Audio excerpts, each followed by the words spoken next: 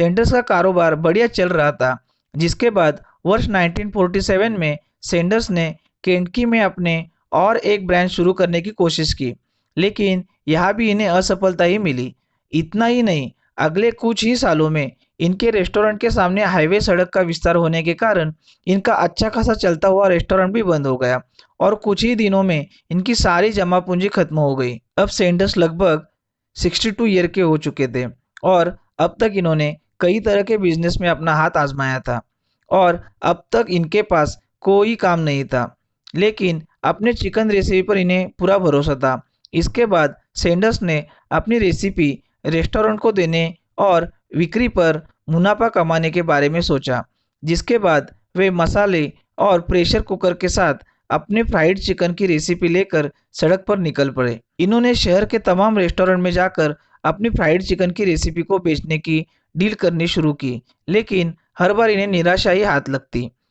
Sanders जहाँ भी जाते वहाँ से इन्हें ना ही मिलती थी। इसके दौरान इनके फ्राइड चिकन को लगभग 1009 बार नकारा जा चुका था। इतनी असफलता के बाद कोई भी इंसान हताश हो जाता और हार मान लेता, लेकिन 62 वर्ष की उम्र में भी इतने बार फेल होने के बावजूद सैंडर्स हार मानने को तैयार नहीं थे। लगभग 1009 बार ना सुनकर भी फ्राइड चिकन की रेसिपी को पहली हाँ मिली। इसके बाद यहाँ से शुरू हुआ केएफसी का कामयाबी का सफर। कॉलोनल सैंडर्स को एक रेस्टोरेंट के द्वारा पहले हाँ मिलने के बाद ये वहाँ अपना चिकन बेचने लगे और कुछ फायदा भी कमाने लगे। वह रेस्टोरेंट को मसाले का पैकेट भेजा करते थे, जिससे इनकी रेसिपी की यूएसपी भी खुफिया रहती थी और लोगों को बेहतरीन स्वाद भी मिलता था। इन्होंने अकरा हर्ब्स और मसालों का मिश्रण तैयार करके चिकन फ्राई करने का सीक्रेट रेसिपी बनाया था। कर्नल सैंडर्स के दोस्त पीटर हरमन ने इनके चिकन को केंटकी फ्राइड चिकन का नाम दिया और तब से नाम इसका पड़ा केएफसी।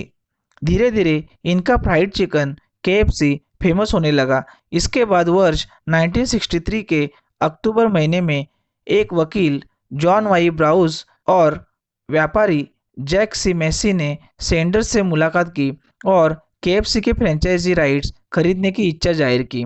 पहले तो कॉलोनल सैंडर्स ने इसके लिए मना किया, लेकिन बाद में इन्होंने जनवरी 1965 में केएफसी को $2 मिलियन में जॉन ब्राउन और जेके मेसी के हाथों बेच दिया। इस डील के तहत यह तय हुआ कि केंटकी फ्राइड चिकन मतलब केएफसी दुनिया भर में अपने खुद के रेस्टोरेंट बनाएगी और क्वालिटी कंट्रोल बरकरार रखेगी। इसके साथ ही इस डील के तहत सैंडर्स को पूरी जिंदगी $40,000 की सैलरी के साथ ही ट्रेडमार्क उनके ही नाम रखे जाएंगे। फिर बाद में इनकी सैलरी बढ़ाकर $75,000 कर दिया गया। केएफसी की स्थापना के बाद से लेकर अब तक यह 4 लोगों के हाथ में गई और हर बार इसकी वैल्यूएशन बढ़ती ही गई। इसके फाउंडर कॉलोनल सैंडर्स ने सबसे पहले वर्ष 1965 में इसे $2 मिलियन में 2 लोगों को बेच दिया था। वर्ष 1970 तक केएफसी के लगभग 3000 आउटलेट्स हो गए थे। इसके बाद वर्ष 1971 में ब्राउन ने इस कंपनी को एक फूड एंड ड्रिंक कंपनी ह्यूबलिन को बेच दिया। वर्ष 1982 में ऑरेंज रेनॉल्ड नाम की एक कंपनी ने ह्यूबलिन को खरीद लिया। फिर वर्ष 1986 में ऑरेंज रेनॉल्ड ने इसे $850 मिलियन में पेप्सिको को बेच दिया।